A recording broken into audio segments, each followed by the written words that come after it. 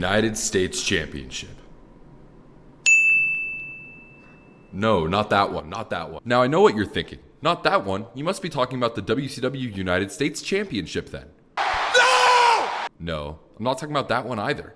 Predating the WWE United States Championship and the WWE itself is the WWWF United States Heavyweight Championship. You know, that period in wrestling where putting heavyweight in the name of your belt made it a bigger deal. The WWWF United States Heavyweight Championship was a singles championship introduced in 1963.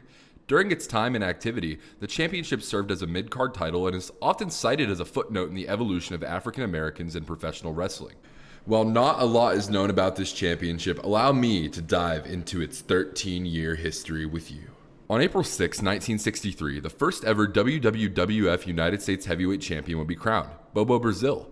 It isn't known who Bobo Brazil defeated to win this championship, but the Jackie Robinson of professional wrestling would be heavily tied to the history of this belt, as you will soon see.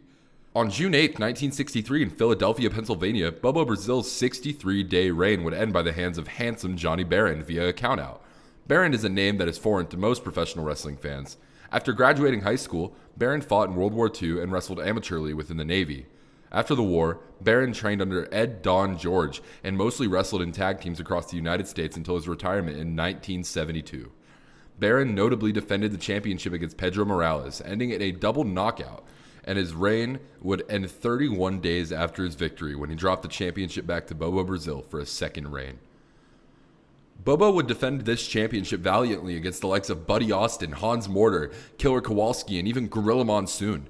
Brazil's second reign would barely advance past the length of his first one, where he held the championship for merely 63 days, dropping it back to none other than Johnny Barron in Baltimore, Maryland, who would then drop it back to Bobo Brazil just 41 days later. Geez, with how much they were wrestling each other at this point, you would think Mick Foley would have turned them into a tag team already. Now, on his third reign as WWWF United States Heavyweight Champion, Bobo Brazil was determined to hold on to this championship by any means necessary. Brazil defended the championship successfully against Freddie Blassie and Dr. Jerry Graham. On October 11, 1965, almost 2 years after winning the title, Brazil suffered a count-out loss against Tarzan Tyler. However, Tyler would not be awarded the belt. Brazil would go on to defend the championship against Luke Graham and Baron Mikel Scicluna before dropping the belt after 4 years of holding it to the Crippler. And no, I don't mean Chris Benoit. On June 18, 1967, Ray the Crippler Stevens would win the WWWF United States Heavyweight Championship from Bobo Brazil. Stevens would then immediately drop the championship back to Bobo Brazil 36 days later. Geez, and we thought Triple H's reign of terror was bad. Brazil's reign would end up shorter than Stevens, though, as 29 days later, the Sheik would defeat Bobo Brazil in a cage match to win the WWWF United States Heavyweight Championship. The Sheik is a true innovator of violence within professional wrestling. Debuting in 1949, Sheik's style of wrestling was deemed gritty and hardcore, later being popularized by the likes of Mick Foley, Terry Funk, and his nephew, Sabu. As one of wrestling's top heels, Sheik held the WWWF United States Heavyweight Championship for 419 days before dropping it back to... Brazil would hold the title for 57 days before dropping it back to the Sheik, who then dropped it back to Brazil 21 days later in a Texas death match. Now on his sixth championship reign, Bobo Brazil would defend the championship against Killer Kowalski, Crusher Verdun, and Nikolai Volkov before the championship was vacated mysteriously on December 29, 1970. Come to find out later, it would be due to an injury sustained in a match with Killer Kowalski. Brazil's reign lasted 678 days. 2 weeks later, on January 7, 1971, Pedro Morales would defeat Freddie Blassie in the finals of a tournament to crown a new WWWF United States Heavyweight Champion. Finally, a match for this belt that doesn't involve Bobo Brazil. I hope his title reign's great. Morales would defend the belt against the Black Demon and the Wolfman before the title was vacated a second time due to Morales winning the WWWF World Heavyweight Championship.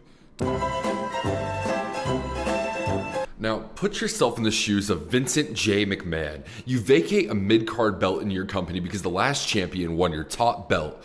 You have a litany of people in your roster to give the championship to. So many people could use the championship to elevate their status in the industry. This title could change the lives of so many professional wrestlers. There has to be some young, nameless talent that we can make a star out of with this belt, right? Exactly. That's why we're going to put the belt on.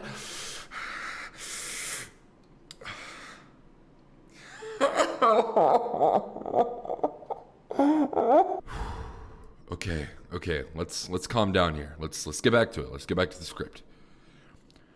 On February 19th, 1971, Bobo Brazil would be awarded the WWWF United States Heavyweight Championship. Why? Nobody knows. Brazil would defend this cursed belt against the likes of Ivan Koloff, Stan Stasiak, Ernie Ladd, Freddie Blassie, Killer Kowalski, and Bugsy McGraw. We can do a whole episode over that name specifically. On March 1st, 1976, the WWF finally abandoned the championship, leaving Bobo Brazil as the first and final champion. Sometimes in professional wrestling, there are certain characters that can be easily attached to certain championship designs. People will always connect Bruno Sammartino and the WWF World Heavyweight Championship or John Cena to the spinner version of the WWE Championship.